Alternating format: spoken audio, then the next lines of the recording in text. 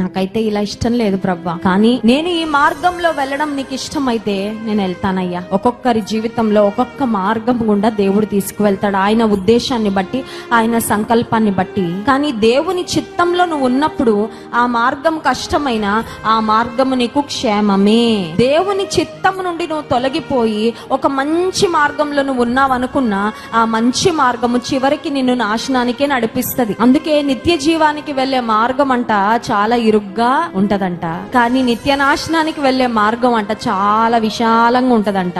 చాలా మంది విశాల మార్గాన్ని ఎంచుకుంటారంట, ట్రబుల్ ఫ్రీ లైఫ్. ఆ మార్గం మేము ఎంచుకుంటున్నామని ఆశపడే వాళ్ళు చాలా మంది ఉన్నారు ఈ లోకంలో. కానీ నిన్ను దేవుడు ఏ రోడ్లో పెడితే ఆ రోడ్లో వెళ్తేనే నీకు క్షేమం. ఈ రోడ్డు నాకు కష్టంగా ఉందండి, కష్టంగా ఉండొచ్చు కొన్నిసార్లు. ఆ రోడ్డులో నువ్వు ముందుకు వెళ్ళడానికి, అడుగులు వేయడానికి నీకు శక్తి ఎవరిస్తారంటే దేవుడే తన శక్తిని, తన సహాయమును అనుగ్రహిస్తాడు. హల్లెలూయా.